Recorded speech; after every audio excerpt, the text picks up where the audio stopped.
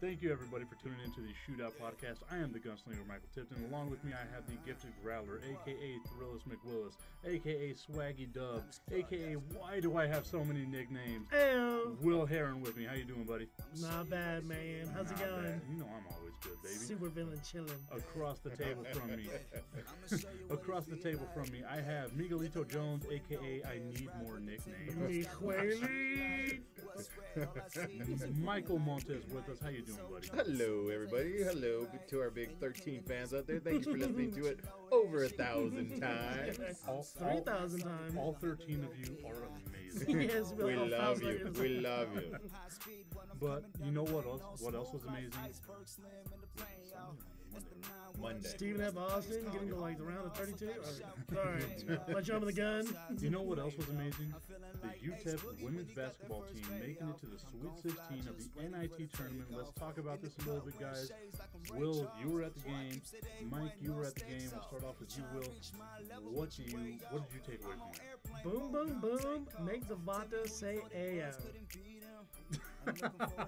That's what I'm saying for the first game.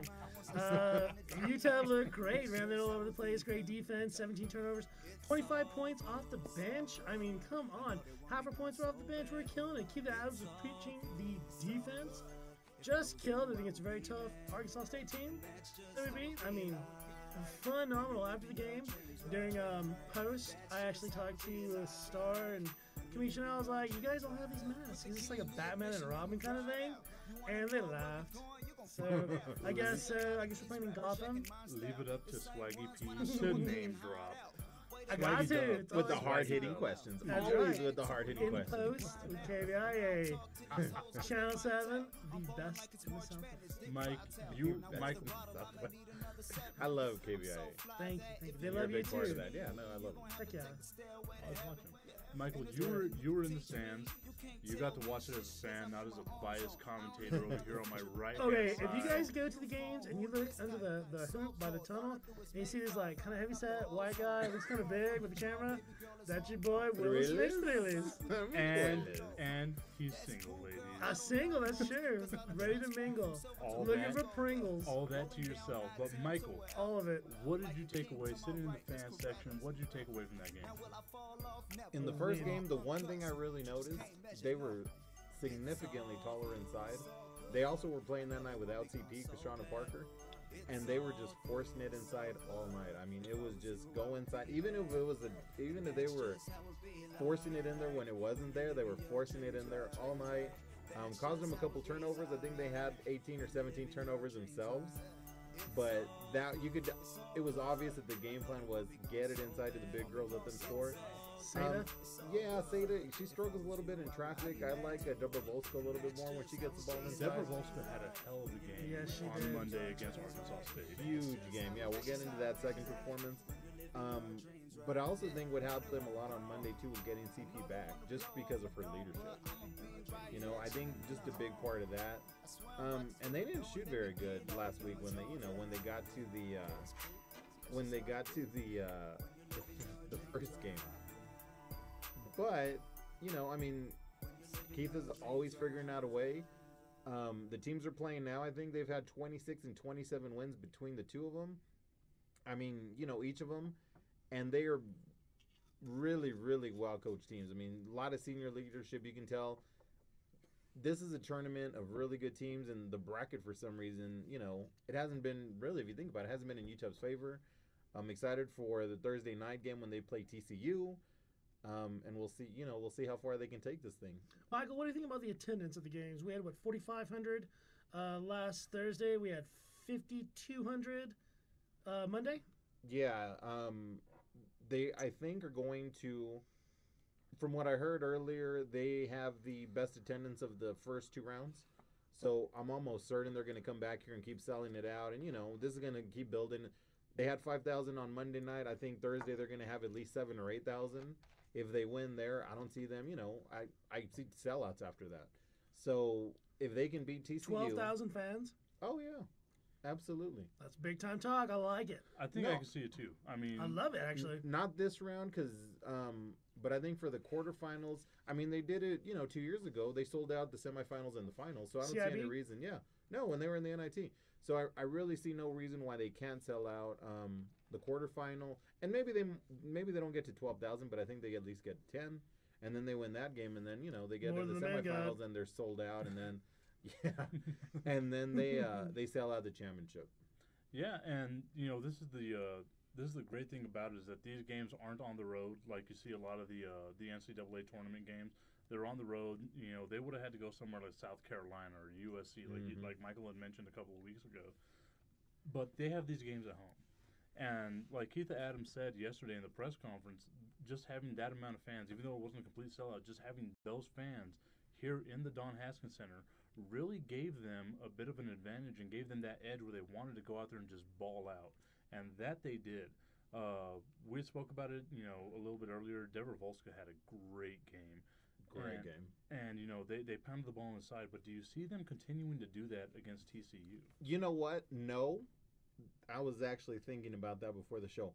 I almost think that benefits them because that's not their strength. Going inside is something they haven't done all season. 44 points in the paint?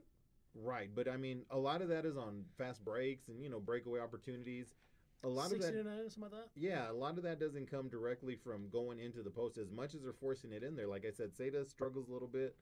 And I think Dobrovolska's better kind of mid-range, not really directly in the post. Yeah, she can shoot, from 7 to 10 feet. I think they're better there. And I think I don't know if it almost even benefits them that they're going to play a bigger team in TCU because they're going to start their offense higher than forcing it inside. And I think that's to their advantage. Totally agree. The Miners are great. Keith Adams always preaches defense. And last game was there 62 points, 66 points, something like that. Mm-hmm. So if they just keep it low and do what they continue to do, it's Batman and Robin day. They look phenomenal. The ladies can do it. Will, you had the pleasure of doing an impromptu interview with Keith Adams before the game.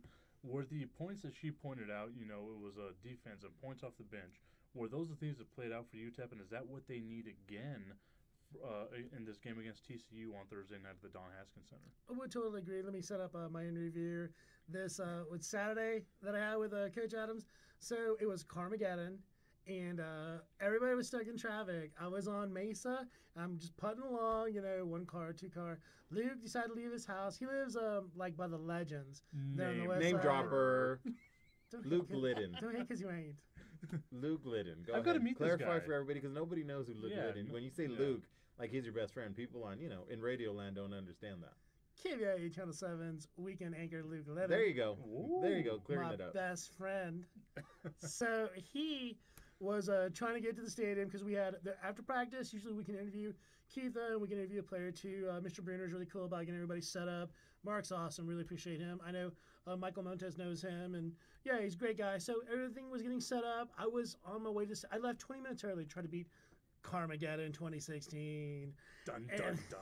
Still got caught in it, and I was supposed to be at the station about 2 o'clock, and it was like 2:15. And Luke, who probably led about 20 minutes after I did, was like, just go straight there. We didn't have a photo. Usually we have a cameraman with a professional camera, $10,000-$12,000 camera, tripod, gets it all set up, does all that stuff. And they were like, Will, get out there and get it done. I'm like, all I have is my iPhone 6. Look at Will dropping get the it budget. done. I'm just saying what happened. So they're like, we'll get out there, make it do what it do, baby. And I was like, oh, we're going to make it do what it do. So I get out there to the stadium, and I'm like shaking like a tree, like a leaf on a tree, because I don't just go down there and call shots. It's freaking UTEP, This is Keith Adams. I went down there. I saw Brent Bloomquist. I was like, hey, man, what's going on? Another name drop from the Times. I know, it's you. And so we hung out, chatted for a tiny bit, and I was like, hey, Marky, the administrative, was it AD? AD. Mm-hmm. AD for the women's basketball team. I was like, I need to talk to Coach. Media relations, right? Right. Yeah. I need to get this interview done. And he's like, cool, done and done. So he brought over Coach Adams. And she was so cool. I was like, I'm with KVIA, but all I have is my cell phone because the photog's in traffic and Luke's in traffic. We're all in this trouble. He's like, no problem. So I literally pick up my iPhone and we start the interview. And she was so awesome talking about defense, talking about what had happened last game. And one thing that Coach Adams always finishes with, go Miners. Mm-hmm. Go Miners. Fans come out, watch the team.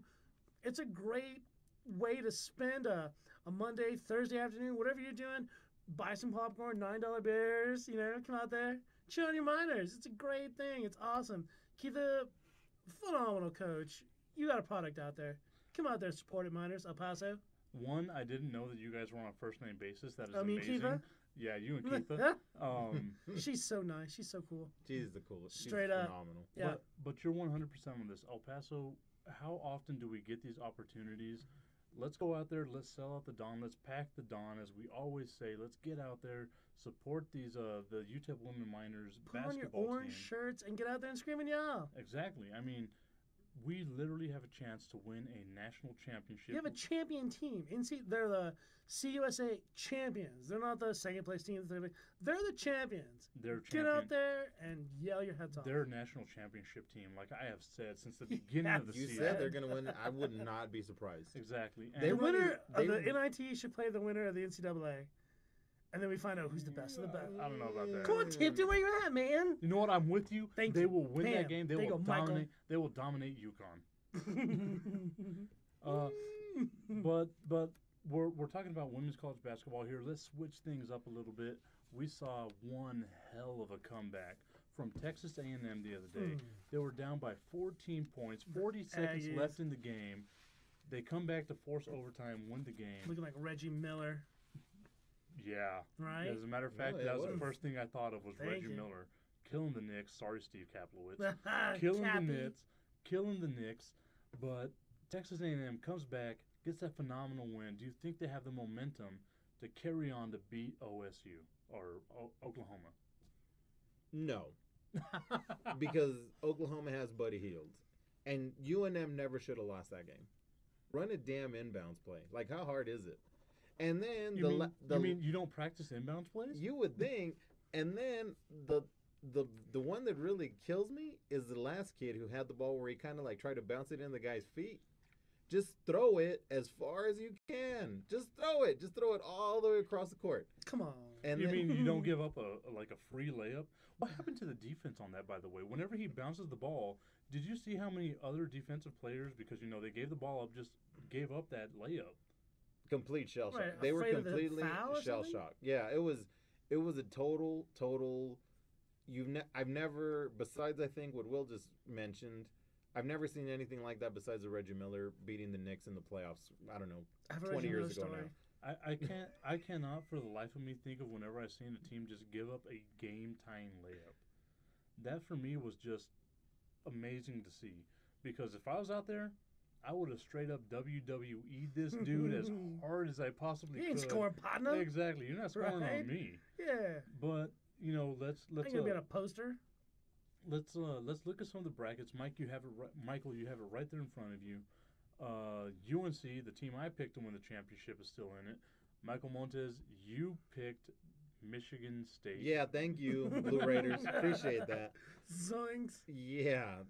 With the Hilltoppers that did that? No, it was the Blue Raiders, Middle Tennessee Blue Raiders. Conference USA represent.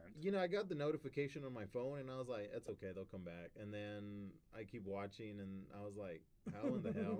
And then Middle Tennessee loses by 25 to Syracuse. How terrible was that? I mean, at least make a run. If you're gonna break everybody's bracket, at least win 2 games. But it's funny when you look at, there were tons of upsets, right? I mean, it seemed like there were tons of upsets the first weekend. But then when you look at it, when you look at the bracket in the Sweet 16, it's Kansas, it's UNC, it's Wisconsin, it's Virginia, it's Syracuse, it's Gonzaga, Oklahoma, Duke. It's all the teams that you hear about every year. And I don't see how more people can't pick a bracket that's more accurate, than what it is, when it's all the teams that, are going to the Blue Bloods. I mean, it's the Blue Bloods. Indiana's in there. Baylor's not. How are you all doing on your brackets? Middle of the road. My dad's on 40%. fire. Yeah, 40%. 40% in the ESPN. I am still at 70. There so you I go. will just That's let why you you're the know. host. That's right. That's I why am- he called the shots in here. I just come Calling in here and shots. talk and let him, I am the man. Yeah, he's the That's good. beauty. You know who's got the best bracket in my family and then top 90%? My nieces, the twins, Naturally. 16-year-olds. She picked the blue color teams and the living mascots. Dude, I don't know how they do it, but they're really good. Sharks beats a dolphin. I need to or figure that out, and I need to get with them next year because they pick amazing a brackets. hurricane beats a jayhawk or something. Yeah. Looking at the brackets, though, we've had a lot of upsets. Unfortunately for the first round, whenever everything just got messed up, there are only two double-digit seeds left. Yeah. Let me try to do that again. Yeah, a little bit of alcohol again to me. There are two double-digit seeds left in the tournament. That is Syracuse and Wichita And Gonzaga, Gonzaga. which you called. I did call because, I mean, let's face it, I'm amazing. They're the only two. They're the only two left after everybody just completely blew up brackets. Looking at who we got left, we got Oklahoma versus Texas A&M. Who do you guys got winning that? Oklahoma, Buddy Hield.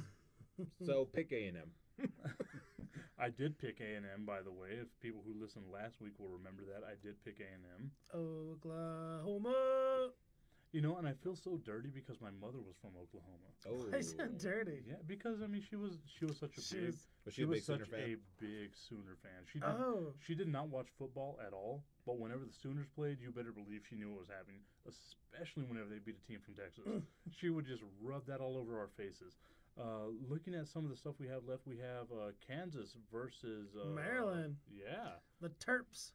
I saw Maryland. They don't look as good as Kansas. Kansas should get. Kansas should run through.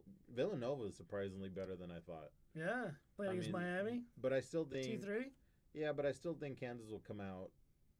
I think they'll come out of that quadrant. the team that I was surprised that's still in is Virginia. Duke. Well, I mean, Duke always craps out somewhere. Duke gets by because of Krzyzewski. That's the one. They get by because of him. And you look at the spelling on it, that's not the right spelling. Yeah, Krzyzewski. Get an American name, you commie. Whoa. Edit that. Yeah, that's edited. I'm the host, I edit. But Duke, Virginia's still in there. These are two teams that kind of really underachieved. Do you think that they have the potential to make a run to the Elite Eight or to the Final Four? Virginia doesn't have enough offense. It seems like that's their problem every year. I think Gonzaga's a lot better than I realized. I wouldn't be surprised if Gonzaga actually made it to the Final Four because I think they can beat Syracuse because they can shoot. And then I think it'll probably be Virginia or Iowa State. And I think looking at all three of those teams, they could beat them because of Sabonis. That kid is legit. And then I don't know the other kid, Wiltshire or something like that. Mm-hmm. That guy's really good too. So you were exactly right on that call, man. That was a good call on your part. See, on my bracket, I did not foresee Michigan State losing. Sparty. So I had them beating Gonzaga. But now that Gonzaga's, going up against Syracuse, there's no way to me that Gonzaga doesn't win that game. Mm-hmm. Like you said, they have Sabonis. That is the son, ladies and gentlemen, of Arvydas Sabonis. Is it really? And this man used to dominate. Just absolutely shut down anybody he went against. Hakeem Olajuwon, David Robinson, Shaquille O'Neal. The man really is like a beast, dude. Talk about the 1990s. I love it. That's my wheelhouse. For somebody who's a talk about Dee Brown. Some of those guys. I'm going to talk about World Be Free. Right. But no, I am a big Arvydas Sabonis fan just because of how versatile he was at 7'3".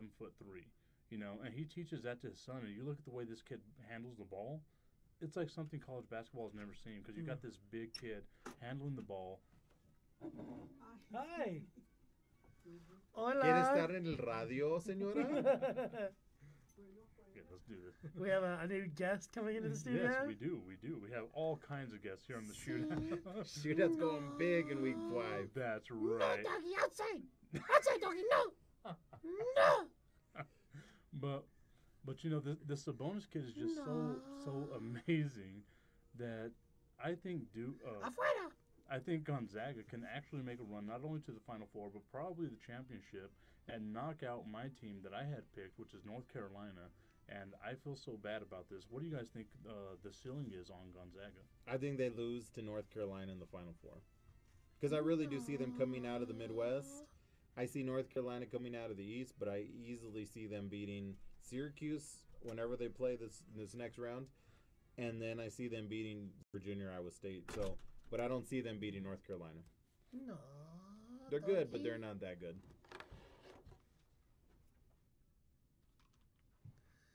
I don't know, man. Duke can do what they want. Apparently, Mike Krzyzewski can coach them into the Sweet 16. So usually they're the bracket busters because the first, 10 years ago, for like 5 years, it was all about Duke. They were going to go to the Final Four at least.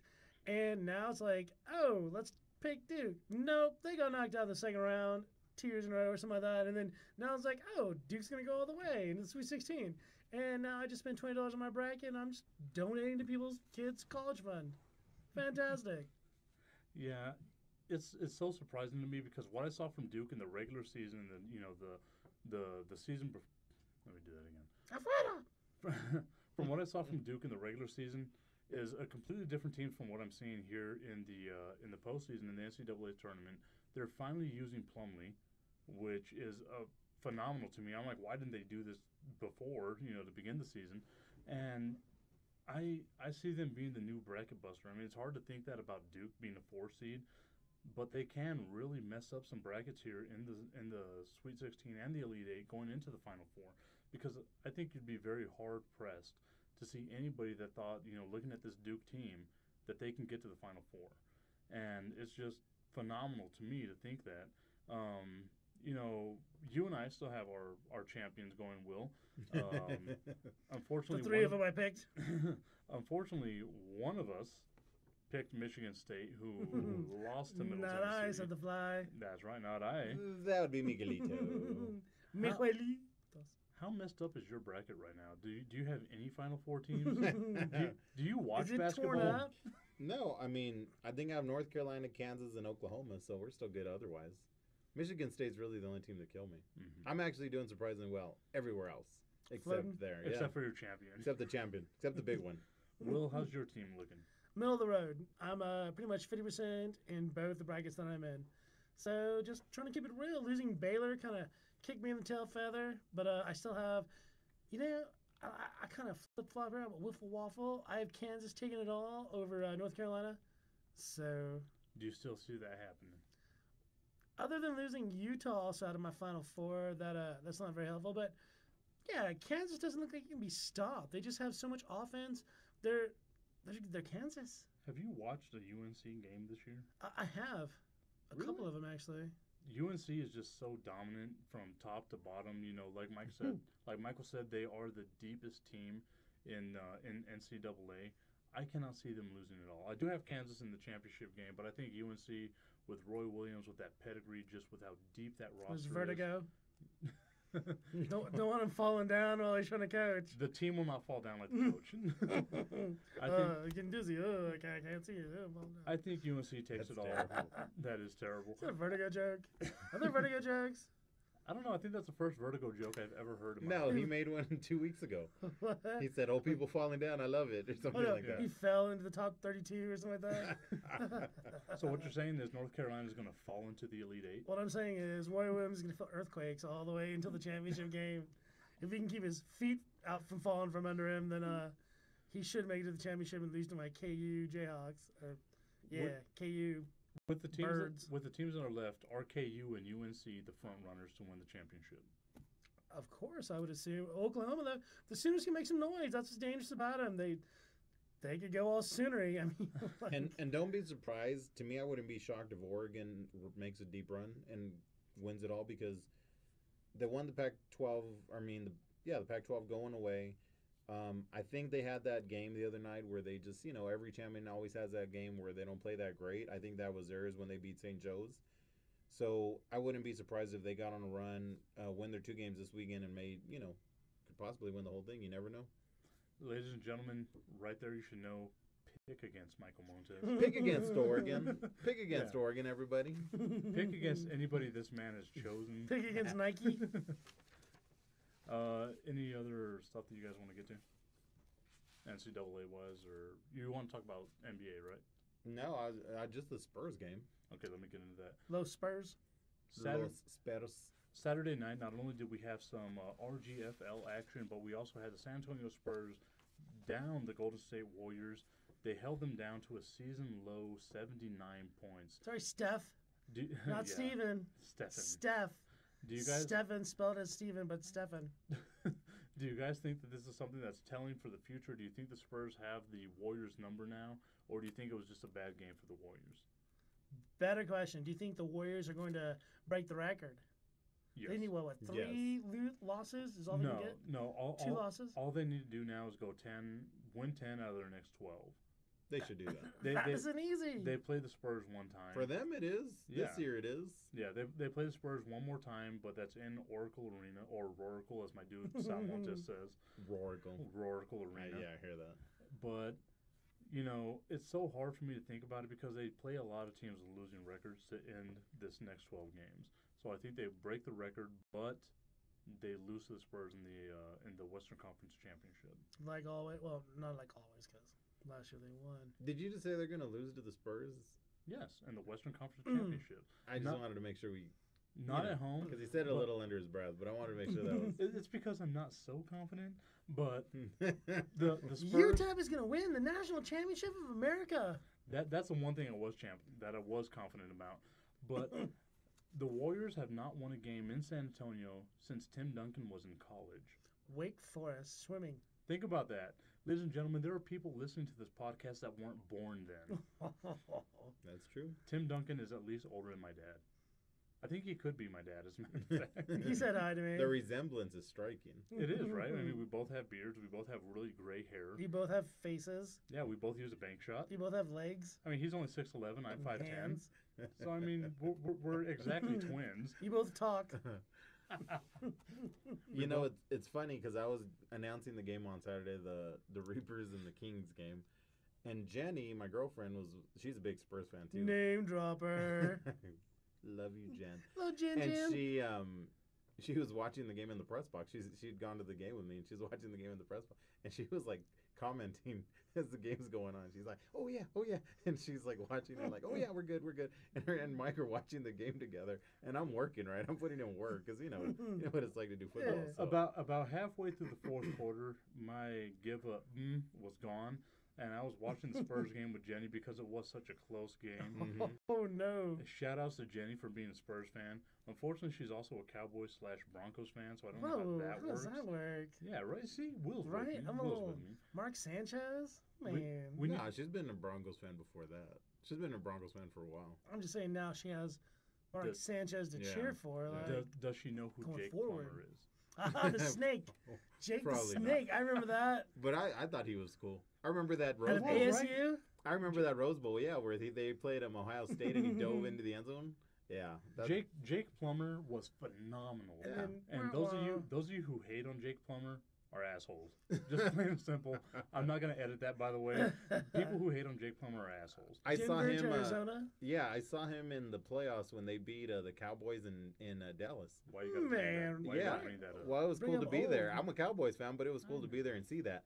But greatest thing of that day, watching Deion Sanders return a punt, fastest human being I've ever seen in my entire life. Man. He hit the gap, and I've never seen anybody in my whole life run that fast, except Will. Was he faster than Kendron? The pellet the truck was a fun. I was chasing Yeah, I love Kendron Shep, the great shepherd, but yes, nobody is as fast as Deion Sanders hitting the hole. Or Will Heren. Hitting the hole. Not Migueles. Get it? Not only 30 seconds later. He's done. Gassed on the sideline using the oxygen mask. That was That's impressive. the joke that I meant. Will and Wing Heren, or Wing and Will Heren. Yes, I saw that. Okay. The camera caught it too. Say hi to the camera, guys. Hi, camera. Hey, Hello. Mom. There we go. This one, unfortunately, last week I kind of messed up. I forgot to change audio settings because, it's a laptop. But this one will be on YouTube. You can check us out on YouTube. at the Fantastic. Shootout Holla. Podcast. That is right. You could get to see these sexy faces. There we go. TV faces. Radio bodies. Yeah. I'm all radio. We know this. I'm hot from like the chin down. Wait, chin up. Up. Chin up. Somewhere in there. I'd say about the eyebrows, though. Yeah. Very small part of me is hot. The big part of me is not so hot. Shut up. That's edited. Yeah, next question. But, ladies and gentlemen, we're going to take a quick break right now. We're going to listen to another song off of the Diners Club album, which was an album produced by my good friend, Sal Montes. We're going to listen to that real quick. We will come right back with Kendron Shep, the Great Shepherd, a member of the RGFL's Sun City Reapers. An 11 Bravo infantryman. There we go. Heck yeah. Great guy. Ladies and gentlemen, stick with us. This is a Shootout Podcast. I am Mike Tipton. Will Heren, Michael Montes. We'll be right back. All back. Boom. Fans, will you now please rise and join us in a moment of silence for one of our brothers, number 12 for the Sun City Reapers, Manny Gomez. Manny will be remembered for making everyone around him smile and laugh. He loved being a part of the Reaper family. The thoughts and prayers of the Reaper Nation are with Manny and his family, especially Hector and Jesus Paray. Rest in peace, number 12, Manny El Hot Cheeto Gomez. Prior to the start of this week's featured game between the Sun City Reapers and the Las Cruces Kings, which was a rematch of last year's RGFL Championship, the Sun City Reapers joined the rest of the league as they paid homage to their fallen brother, Manny El Hot Cheeto Gomez. This week's matchup lived up to the hype, and the Las Cruces Kings even ran a fake punt just minutes into the game backed up deep into Reapers territory. Number 9, Marcus Allen on the fake punt gets denied by number 44, Superman Johnson. That'll be a turnover on downs. 1st and 10, Reapers! However, the Reapers were unable to capitalize and handed the ball right over to the Las Cruces Kings in just a few short plays. Fumble is recovered by number 5, Felton Nichols. 1st and 10, Kings. And after a few punts, the game was still scoreless until... Touchdown, Reapers! Towards the end of the first quarter, the Sun City Reapers lead the Las Cruces Kings 7-0. The first quarter kept going the Reapers' way. The kick is blocked by the Reapers. That'll be a turnover on downs. Ball will be spotted at the Sun City 36-yard line. 1st and 10, Reapers! Halfway through the second quarter, the Reapers took a 10-0 lead off the strength of an El Kicker Garcia field goal. However, the Las Cruces Kings were not to be denied as they themselves got a touchdown late in the second quarter. Touchdown, Kings. On the 36-yard pass from quarterback number 1, Ryan Farley. But even when the Kings scored, things seemed to still go the Reapers' way. Montelongo's extra point is no good, and midway through the second quarter, the Sun City Reapers lead the Las Cruces Kings 10-6. As the game neared the half, the Reapers took the lead 17-6 on a Kendrick Shepard draw play that got into the end zone. Touchdown, Sun City! On the 5-yard carry by number 3, Kendrick Shep the Great Shepherd. The Sun City Reapers lead the Las Cruces Kings 17-6. But still fighting, the Kings were able to score one more time before the half. Number 10, Montelongo's kick is good, and towards the end of the second quarter, the Sun City Reapers lead the Las Cruces Kings 17-9. Sun City was unable to do anything with the football whenever they received the second half kickoff, and a steady dive from the Kings that featured running back Carlos Olivas helped tie the game. Touchdown Kings on the 2-yard run by number 23, running back Carlos Olivas. And in the middle of the third quarter, the score is now tied 17-17. Undeterred, the Reapers answered back with their own dose of a heavy running game that featured, you guessed it, Shep the Great, Kendrick Shepard. Touchdown Reapers! On the 4-yard run by number 3, Kendrick Shep the Great Shepherd.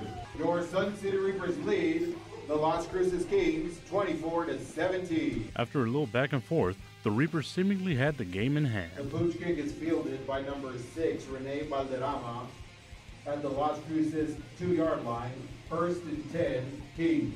But on the very next play, Las Cruces Kings quarterback Ryan Farley answered right back. Touchdown, Kings. On the 98-yard touchdown run by quarterback number 1, Ryan Farley. And towards the end of the fourth quarter, the score is now tied at 24. And after some questionable play calling by the Reapers, when they had the ball into Las Cruces territory with just a few minutes left in the game, the Kings were able to get the ball back and make one last drive. Touchdown, Kings. On the pass from number 1, Farley, to number 9, Marcus Allen. That's the final tonight at Bowie Beatty Cement Stadium with the Las Cruces Kings coming out victorious 31-24 over the Sun City Reapers. Thank you fans for joining us. We hope to see you at the next home game. As you just heard in that highlight, that was Kendrick Shep the Great Shepherd.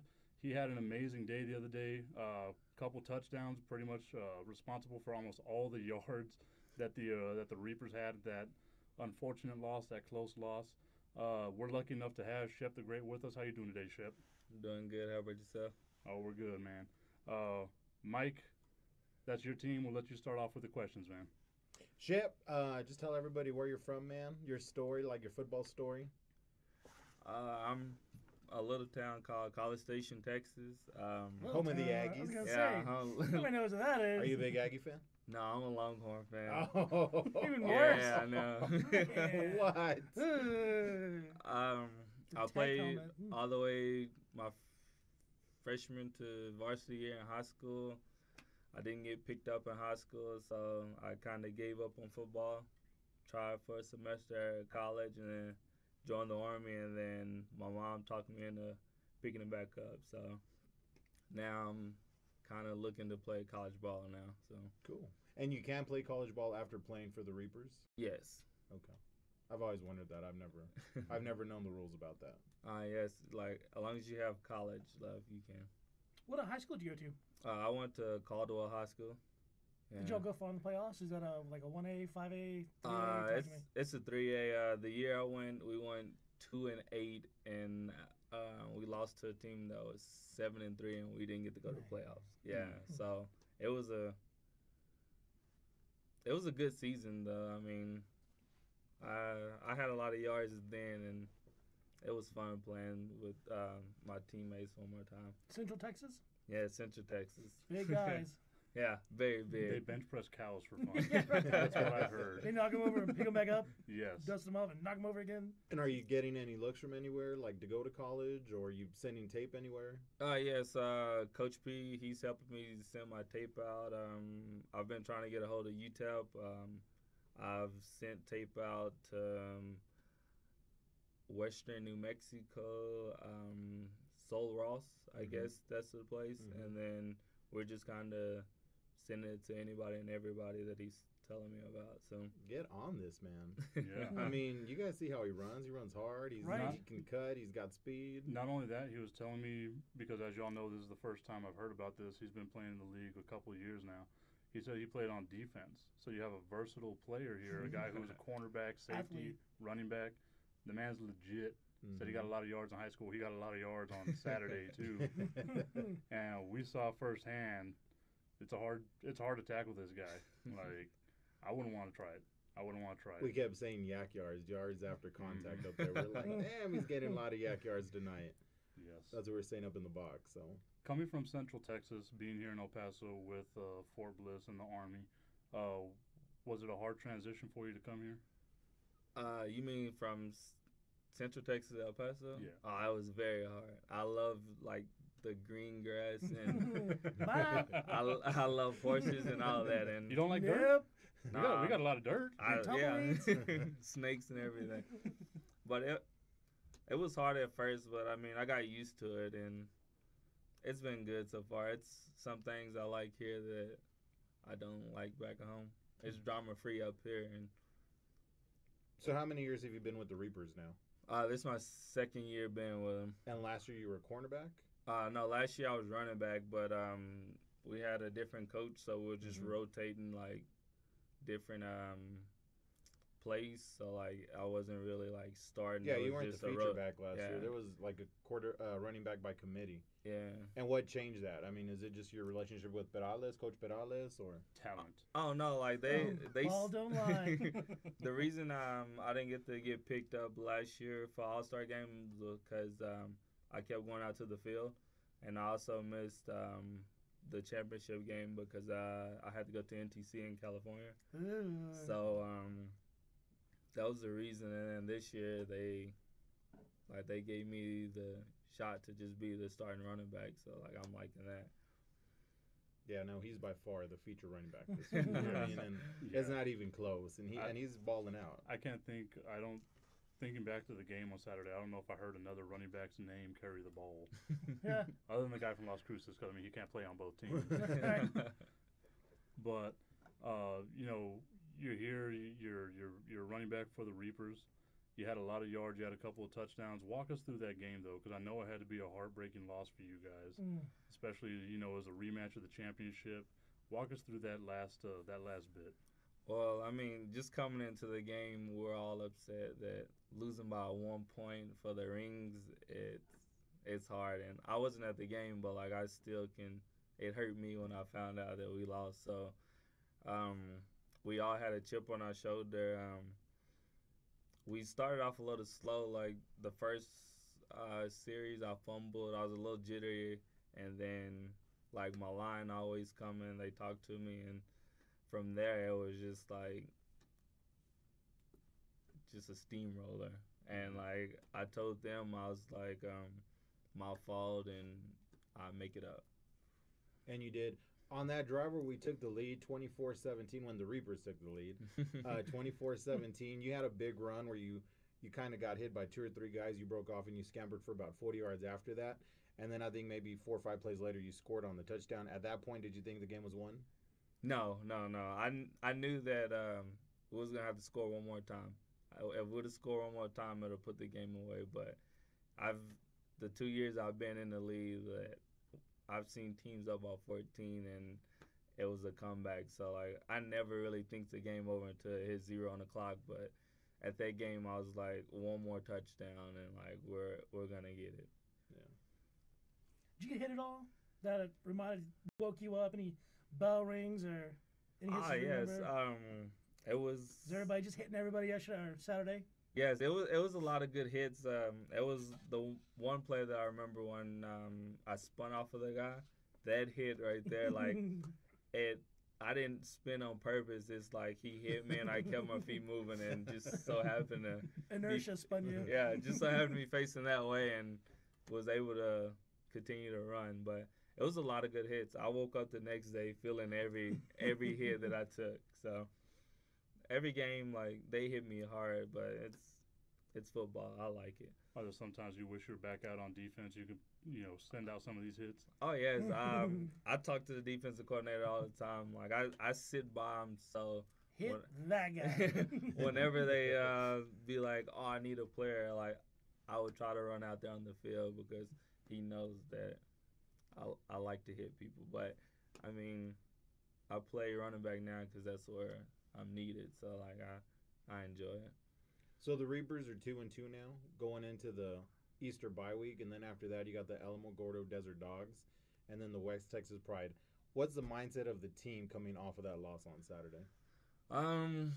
Right now we was in the locker room, we was all down, but we realized that, I mean, we're gonna lose some until we actually start playing as one and get rid of all the fighting on the sideline. And I think that game right there showed it that we were all good and dandy to each other until they broke off the long run and then tied it up, and then finger pointing started happening. And then when they scored, then it really, like, broke down. But, like, in the locker room, the leadership there, like, they basically broke it down as, like, we can't let that happen anymore. So I think coming into these games, the rest of the season, like, we're gonna have, like, a big chip on our shoulder. Inter-team fighting? There was a what's going on? Talk to me. I really don't know what happened with that. I honestly don't know. I heard that it was fighting, and I was just like, oh, okay. Like, I kind of stay away from that myself. Like, players are mad at each other for not making a tackle or just missing a block kind of thing? Yeah, just seeing it as like, oh, well, this play you missed this tackle and that play you missed that, instead of really thinking about, like, team effort. Yeah, like, if I missed this tackle, there should have been 10 other guys around there. So, I mean, it was just finger pointing and nobody wanted to take the blame and man up. All right. Sound like you're going to finish something. Oh, no. All right. Mike and I were watching the game. We stayed till the end of the game. Will had to go to work, so he couldn't see the end of the game. Stupid K guy. That's not getting edited out. No, please. But I'm sitting there in the booth. I'm kind of looking down. I noticed that you guys have the ball back with a little bit of time left. You're a little past midfield.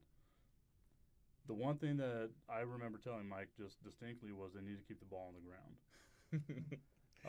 You know what happened? Quarterback runs out. Walk me through this. What's going through your head at that point? Should they have just kept giving you the ball because, I mean, you were hot?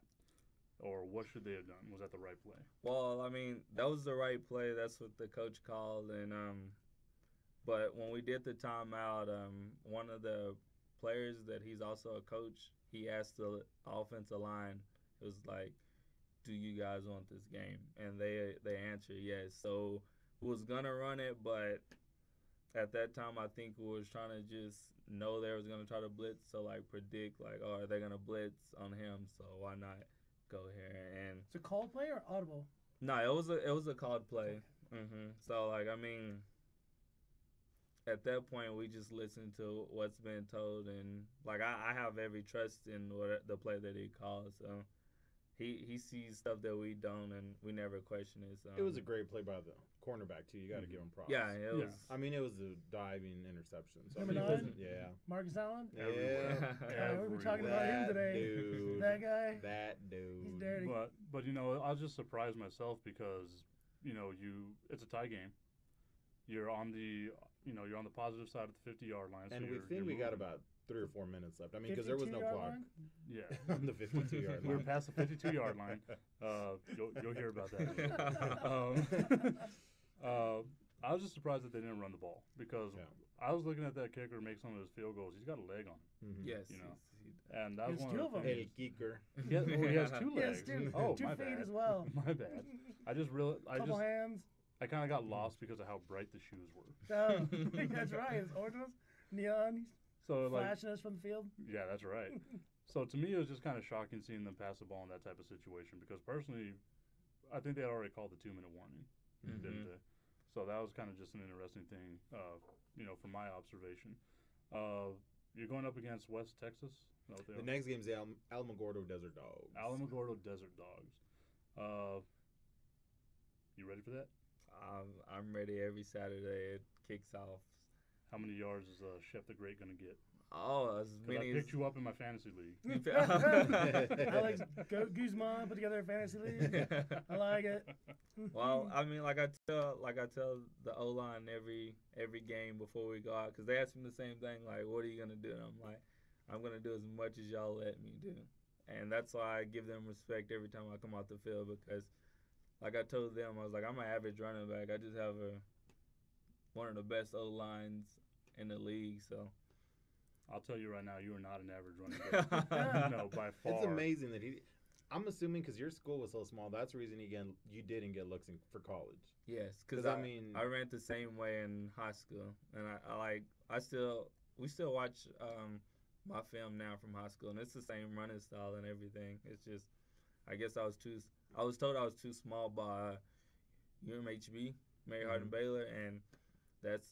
But how big are you now? I mean, you're at least 5'10", 5'11". I'm 5'10", and just got weighed today. And It's not big enough. Yeah, I don't know.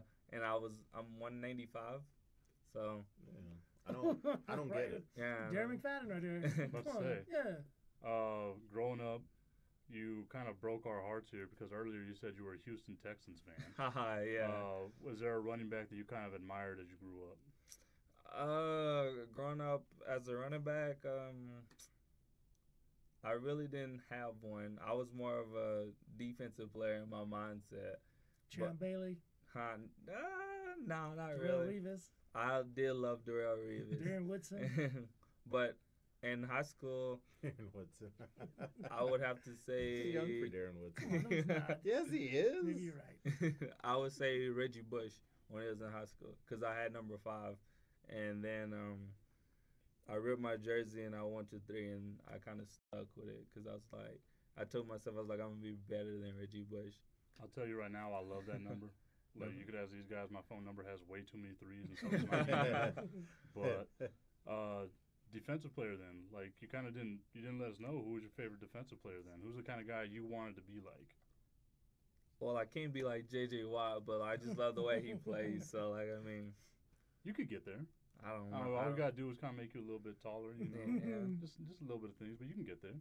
But if I have to say right now, I have to say the Honey Badger because he's a small We small love dude. the Honey Yeah. Badger. I had him on my fantasy league. Yeah. Like, really did. he's a small guy and he's LSU. doing big things. Yeah. So I'm curious what Shep thinks about this. Do you follow all the talk on the Unfiltered page for the I-10 football Unfiltered page? I read it. I really don't comment on it. Yeah, I don't see you on there Because You're smart. I like to stay away from the drama, but I read it. I stay up to what's going on and everything. Are you aware of like a movement to start a union for the players. Did you read that today? I seen it. I seen all the little photos that was made. I didn't know if it was true or not. Mundo.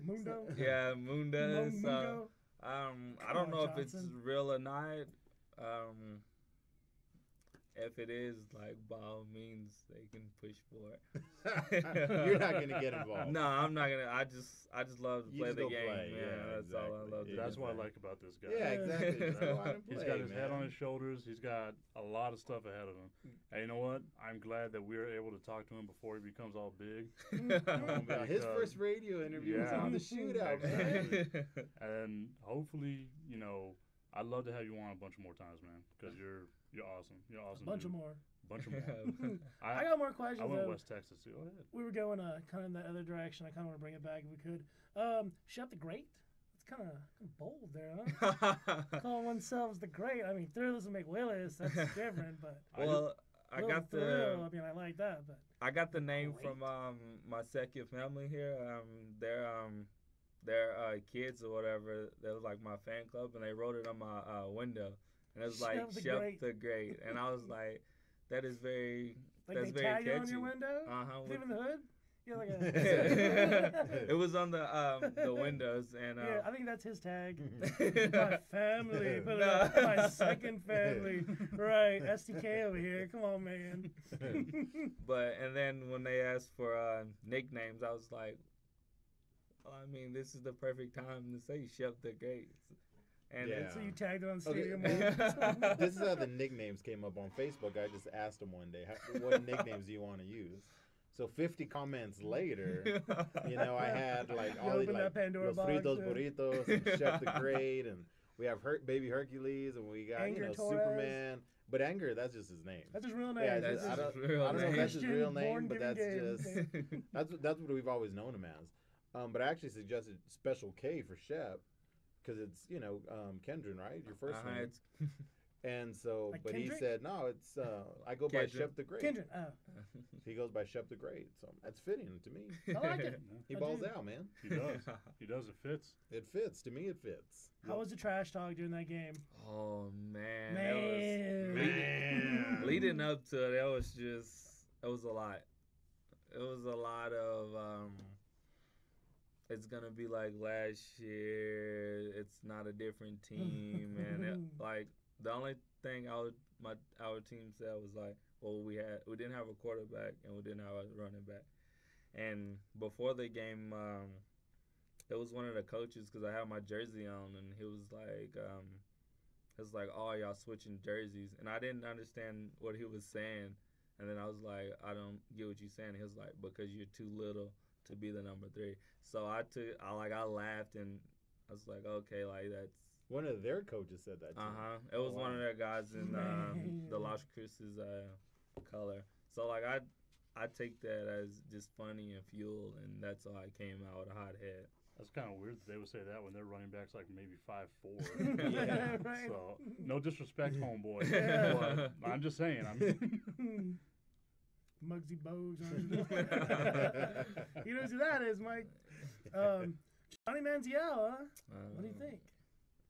I like him. Did you like him at Texas A&M? Oh, but you didn't care. You were a Longhorn fan. He was a Longhorn fan.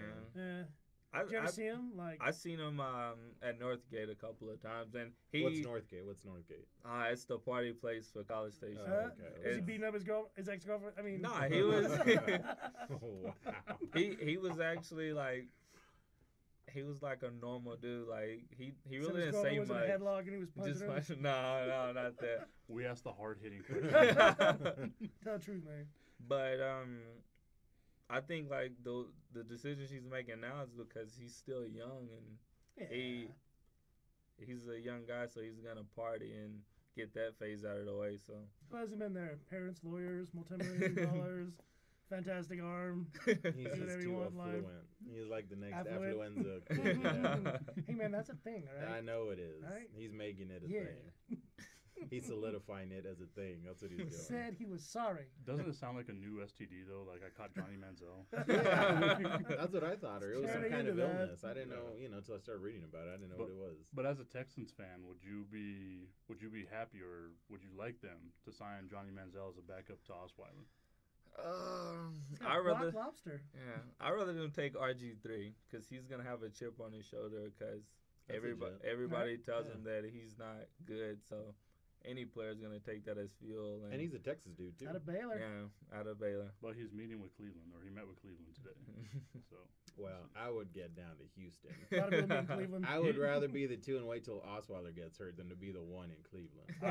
I'd rather him be the 2 in Dallas whenever Romo gets hurt because that's Oh. inevitable. When he breaks his collarbone. Yeah, at 3. when it sheds again. Yeah. Yes, he definitely does not have a great collarbone. See what I did Yeah. there?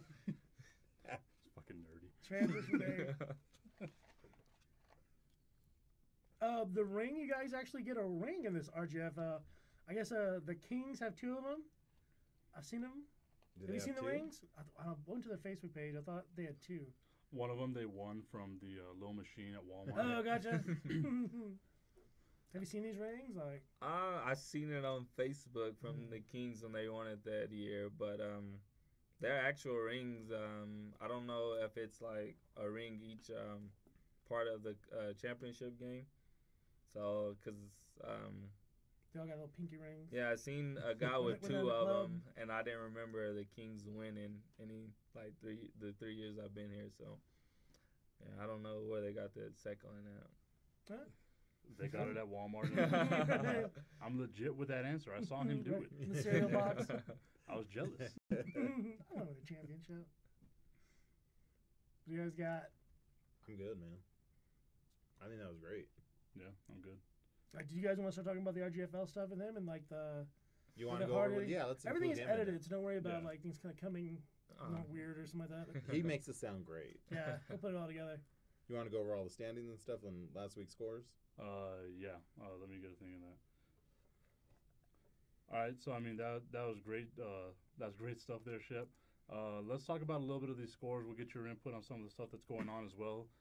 Mike, let us know what the standings and scores were for this week. The week 5 results of the Rio Grande Football League. You like that build up? Dude. Yeah, it gets hype, right? The West Texas Outlaws 28-21 over the Curry County Cats. So, yeah, they're not having a good season. The El Paso Armor 21 points finally. scored, huh? They scored more than once. They actually scored. They First time beat in 4 games? the Alamogordo Dogs 21-14. Were these So they're off offensive the schneid. touchdowns? Yeah, we don't know, but they scored. Chris. Better than 7 over the first 3 weeks.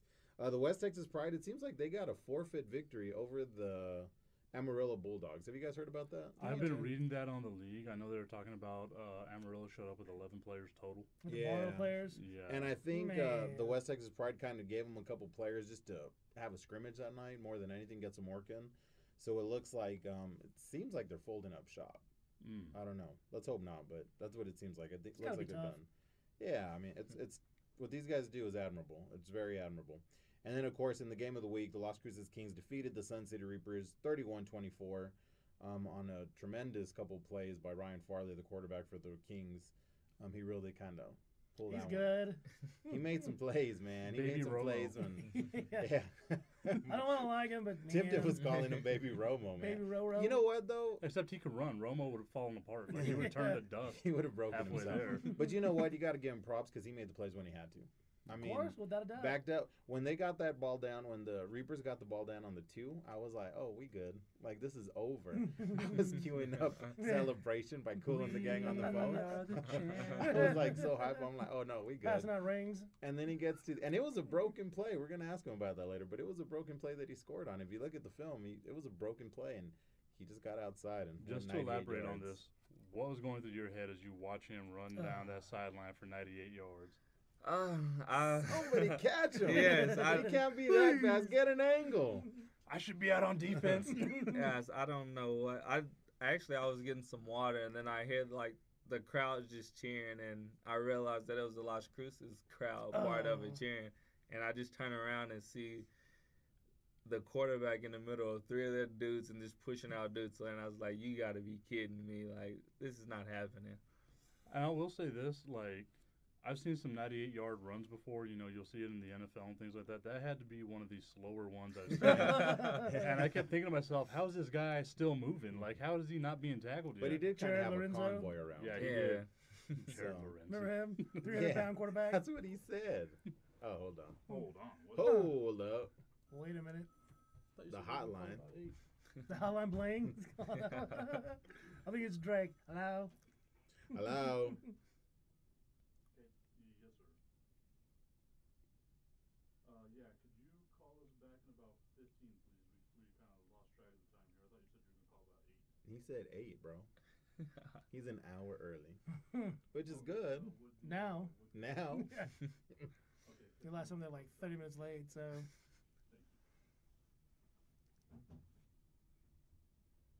He's like, no, I said Farley will call around. You didn't tell me. Who was that? Derek Smith? No, Richard Brown. Oh, okay. Yeah. Calling my interview fucking shit up.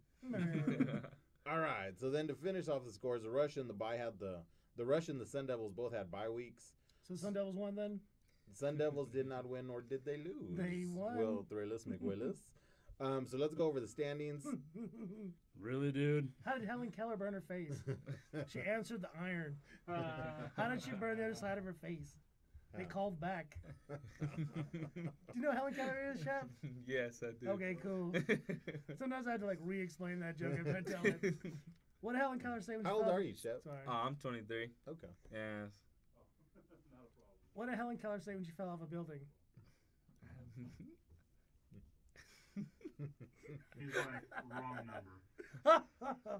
Someone order a pizza? Who was it? The Richard Brown guy again? Yeah, he's like, oh, wrong number. All right. So let's go over the Week 5 standings for the Rio Grande Football League. In the West, Kings are up 5-0 on everybody else. They haven't lost. Everybody. The El Paso Sun Devils Will's team 3-1. The Reapers are now at 2-2. Man. The Armor get off the schneid. They're at 1-3, and the Dogs are 1-3. In the Eastern Division, the Pride are 4-0. The Rush are 2-2. The West Texas Outlaws are 2-2. The Curry County Cats are 1-4, and the Dogs are 0-4. So if you're a dog in this league, it's not good. You're combined 1-7. You need a new mascot. So that's where we are going into the bye week. Everybody's got a bye week except your team, Will. So what's going on with your team this weekend? I don't know. I guess we need a. Oh, we're playing Alamogordo. No. No, you're playing the Seminoles. Seminoles. That's right. I guess they signed us up for a game. We're gonna knock it out of the park. I think we beat them last time like 48-0, I believe. Oh, that bad? Yeah, Seminoles aren't the greatest team in El Paso. So they wanted some more. Yeah, I guess so. They didn't learn the first time. 48-3. I'm calling it right now. Excellent. The Sun Devils. Will you be out to that game? You gonna make an appearance? Yeah, I plan on making an appearance to see the Sun Devils.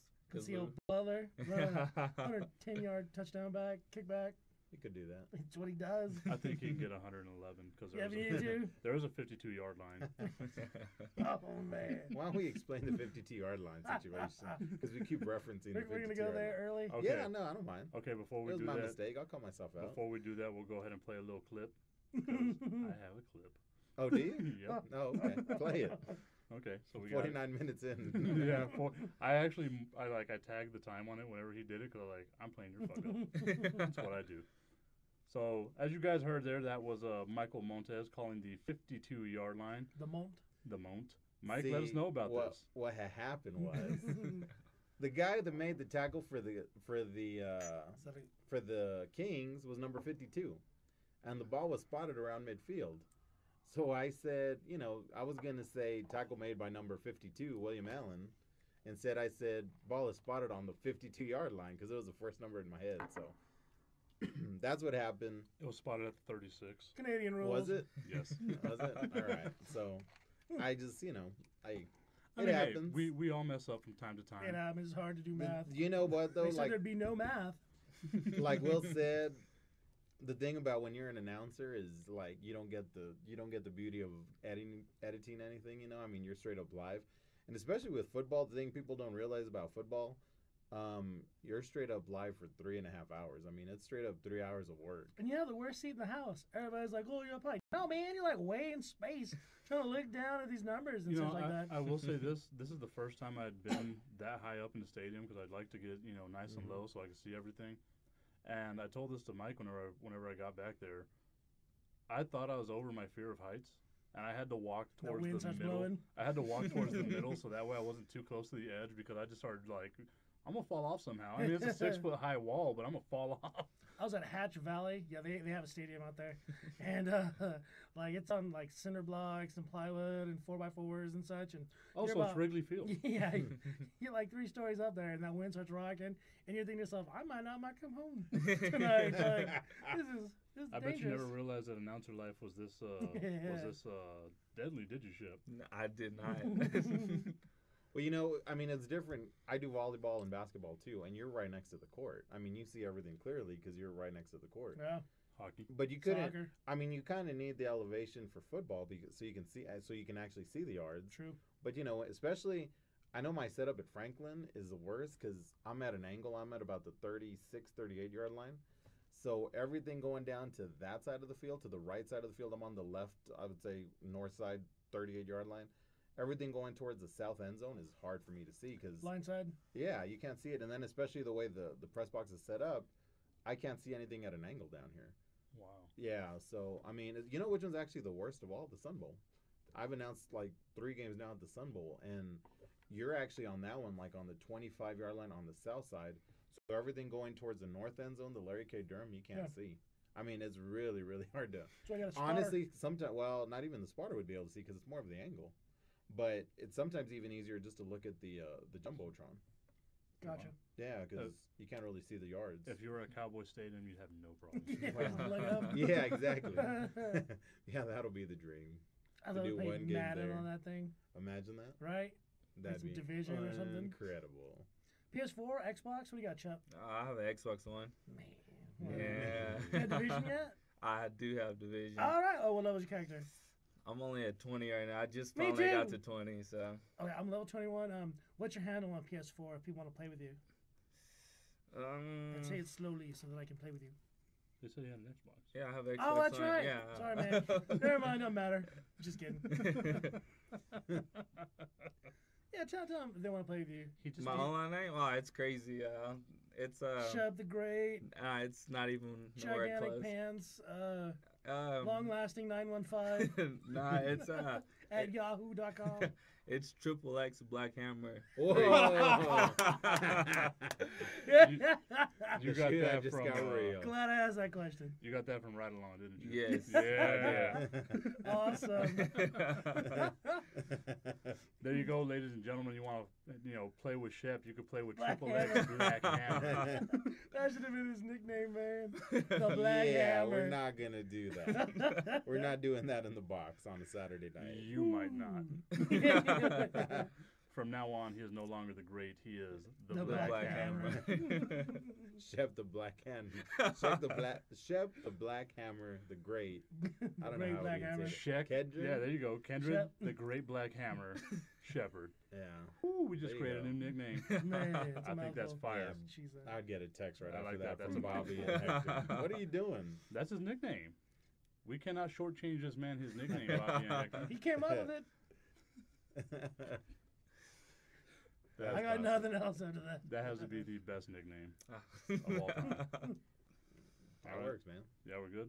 We're good. All right, we'll go ahead and do our little out. Whenever we come back, ladies and gentlemen, we will have Richard Brown along with what's the quarterback's name? Number Josh 1, Farley? Ryan Farley. Ryan Farley. Whenever we Okay. come back, everybody, we will have Richard Brown along with the quarterback for the Las Cruces Kings, Ryan Farley, number 1, and they will walk us through that big game that went through on Saturday. Shep, Shep the Black Hammer. yeah, there we go. Shep the Black Hammer. Thank you for coming out, awesome. man. We appreciate it. Like I said, I'd love to get you on some more times. If you ever got the time, just let us know.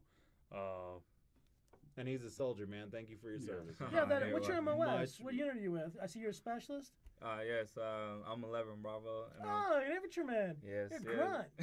Grunt. I was an infantryman on the first. I was a rock solid. Hell yeah. Yeah. A lot of running, a lot of marching. How are your feet? Oh. They're tough. Yeah, They're I tough. bet. Yeah. That's why he could run like that. Yeah. That's why he runs the way he does. I bet. Man. No, but Shep, thanks, man. Thanks for coming out. It's a good interview. Oh, no Good time. problem. Good Yeah, time. great job. Thank Thanks you. for having me. We look forward to seeing you go for 150, averaging 150 the rest of the season. and in the college career, whenever you don't forget about us, especially Yeah. whenever you make it to the pros, you could be running for the Cowboys. I would love that. 'Cause We got this on tape. Yes, it's on tape right now. I'm saying it. Cowboys, first round pick, number 32 after they win the Super Bowl. There we go. All right. That's legit. Yeah. I'll take that. I am all about bold. National championships everywhere. Everywhere. All right. I appreciate it, man. Thanks, Shep. All right, That was man. awesome. It was nice meeting you. Great job today, too. All right, man. We'll see you in a couple weeks. You remember how to get out? Yes, sir. Yes, sir. Awesome. Excellent.